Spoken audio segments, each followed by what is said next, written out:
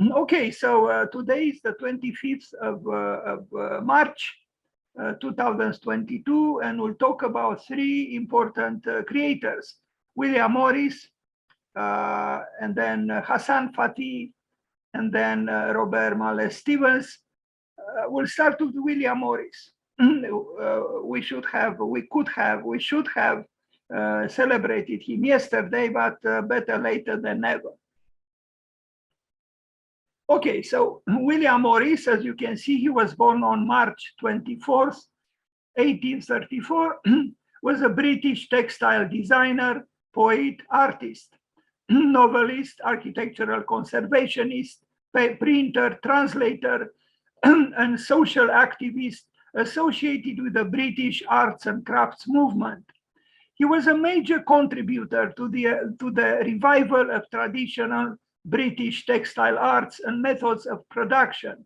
His literary contributions helped to establish the modern fantasy genre, while he helped win acceptance of socialism in fin de siècle Great Britain. Great short biography, isn't it? British textile designer, poet, artist, novelist, architectural conservationist, printer, translator, and socialist activist. Bravo to him. Here he was, romantic figure, of course. What is going on here? So I like William Morris for various reasons. But the main ones I think are his social concerns and his great interest in ornament. And I truly think ornament has to be reconsidered, because structure without ornament is like a tree without leaves and without flowers in the spring. And now outside it is spring, or it is beginning to be spring, and soon we'll see the change. The trees will gain slowly leaves and flowers. So we should consider again what structure is in the absence of ornament. Is exactly like a tree with bare branches, without leaves and without flowers. William Morris was a romantic character, and the Victorian age, I believe, has a romantic essence and a romantic spirit. So William Morris self-portrait, we are going to see a self-portrait by him from 1856. No, sorry, actually this refers to the previous image. So he drew this self-portrait before he allowed himself to have the signature beard after leaving the university. This was his wife, actually, and so Morris painted La Belle Isolde, also inaccurately called Queen Guinevere, is his only surviving easel painting, now in the Tate Gallery. The model is Jane Burden, who married Morris in 1859. So he also painted, of course, because when you have all these vast cultural interests, you write, you paint, you invent new ornaments, you fight for social justice and so on. And I truly think we need such mentors. We need such powerful cultural models to craft our hopes, to craft our enthusiasm for living. Otherwise, life could be not only a bore, but a burden. So now we see two of Morris' designs, the snake's head printed textile and the peacock and dragon woven wool furnishing fabric. Now, of course, such ornaments would appear to us cynical as we are and interested only in structure as total nonsense. It is not total nonsense. And John Ruskin would agree with us, because he said, in nature, what is the most beautiful is also the most useless. And he gave us an example, the peacock's tail and the lily. And now the functionalists to think twice about the immense importance of function. Function without form is like the tree without leaves and flowers, and is like structure without ornament. It's just the same thing. Form and function are equal, and they need each other badly. So he was not an architect, but he was an author of a very famous house, the Red House, which was actually built for himself, together with a famous Victorian architect, Philip Webb. And we are going to see that project. Here he is again, Promethean and Protean figure, no doubt. The cover of the Socialist League's manifesto of 1885. Yes, he also wrote manifestos. And of course he did. He did because he had beliefs. He didn't have just opinions. He had beliefs. He had faith. It's a great difference between having an opinion, and having faith, having something you would die for. I think no one would die for an opinion, just for an opinion. But for something you wholeheartedly believe in, you would die for.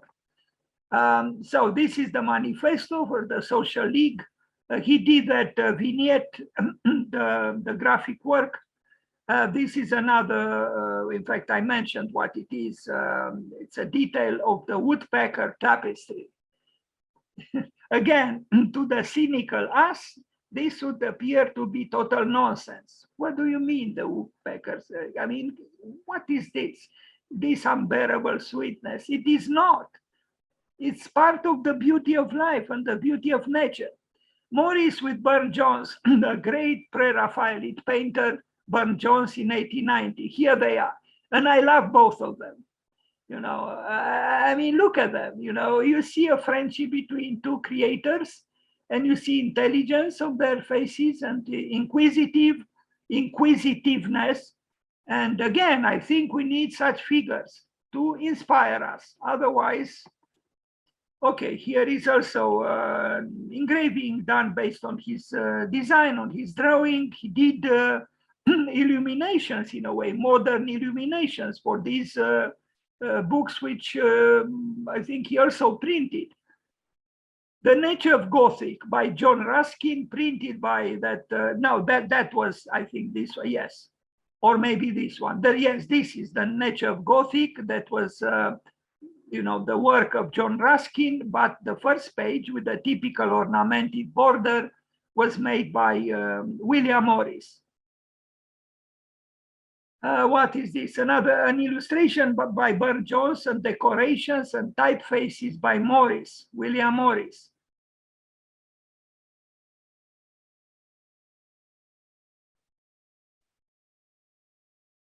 So a wooden pattern for textile printing from the William Morris Company. He actually created his own company that produced textiles, fabrics with, here is not a fabric, it's, I don't know what it is, a bag. I don't know if it was made during his time or more recently, but the ornamental design is by him. The tombstone of the Morris family, which was designed by Philip Webb, his friend, truly a very, very important Victorian architect. So we mentioned a few names now, important names in the 19th century. The Red House, which was built in 1859-1860 by Philip Webb, architect, for William Morris, poet and artist who live here. But from what I read, William Morris was also involved in the making. I think I need badly that tea with honey. Thank you for the suggestion. So William Morris and Philip Webb and William Morris. Who was Philip Webb? I'll just say a few words about him by the way of William Morris. Philip Speakman Webb was an English architect, sometimes called the father of arts and crafts architecture. His use of vernacular architecture demonstrated his commitment to the art of common building. It's not a little thing, to be called the father of arts and crafts architecture in Great Britain. Now let's look at a few images with a red house designed for William Morris and actually designed with William Morris, from what I understood. It's a great 19th century building, but it's a building which could have been very well built probably much earlier, and it's very possible that the medieval man would have admired it, would have loved it, and might have even loved to live in it. It's not a passeist building. I would not call it a passeist building. Philippe Webb was a creative architect in the 19th century, but neo-Gothic architecture had a great impact on British architecture at the time, and the arts and crafts movements was connected with the neo-Gothic. So William Morris, I already read this, sorry, and now we look at some of his, textile works or his designs for fabrics, for textiles. There is an infinite richness in nature, and there is an infinite richness in ornamentation. Now, it is true that modern architecture had all the reasons to banish ornament at the beginning of the 20th century, because it was a reaction to the excesses of the turn of the century. Plus, there were other overtones there, the First World War, the social concerns, social housing. So, of course, you couldn't, create the peacock's tail for every proletarian or so. But today, in the 21st century, we still have the social problems that we had in the 20th century, but ornament is coming back with great force. Also, thanks to parametry and to the disponibilities of scripting, programming, and so on. Now here, of course, nobody would paint a bird, like this in this very innocent manner any longer, because we think we are emancipated, we are sophisticated. I would say nonsense. We are not more sophisticated than William Morris, but we are more cynical. That's the truth. Plus, we believe only in structure. So, of course, the bird is irrelevant for us, but it was not irrelevant for Hassan Fatih. And we are going to see in the next presentation a beautiful rendering by Hassan Fatih with a huge bird on the branch of a tree. What architect today would draw a building, would make the rendering of a building and then show a big bird or a small bird on the branch of the tree? No architect, of course, but that's a loss. Anyway, William Morris, I go rather quickly because we have 2 more presentations to go through today. I like Morris, I like the implications for architecture of William Morris. After all, the word architecture derives from text, which means to weave. So the textile aspect of architecture is implemented in the very word architecture, architect, and so on. All the words architect in all languages derive from the primal root, etymological root, which is text, which means in the Proto-Indo-European language to weave. I would say it's the feminine part of the word architect. Tect. But most of the time we forget about the second part of the word, and we only refer we are only fond of the first part, A-R-C-H, which I would say is the masculine side of the word. Anyway, William Morris, birds, sinuous curves, flowers, leaves, tree, the tree of life. After all, here it is. He also was immersed in mythology, something we are totally ignoring these days. What architect today is thinking about mythology? But in the 19th century, a very cultivated William Morris, not just him, all those people were immersed in larger issue, so to speak, and mythology was unavoidable. The tree of life, the very words, the tree of life, are heavy, no, in meaning. Spirit was not far away, of course. So, and very interesting period actually in the cultural history of Europe. How many variations of tree of life William Morris created as designs for fabrics, for textiles.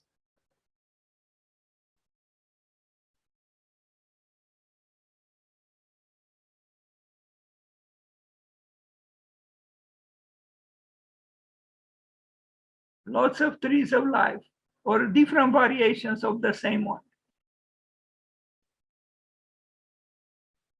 It's also, when I look at these designs, I also recognize liking or an interest in the labyrinth. And this is also true of the Celtic miniatures, the Celtic illuminations, you know, the knots, the labyrinth. Again, it has to do with ornament. With you see, I was talking about structure and ornament, about the tree without leaves and without flowers. Well, what do we look at here? A tree with leaves and with flowers. And those leaves and flowers together create this rich, material, not just for the eye, but also for the mind. We live in a different world, of course, but not too different. I mean, yes, our tools are different, but essentially we are the same. So I do think, again, that William Morris is very relevant for us today. And not just him, of course, but now we talk about him.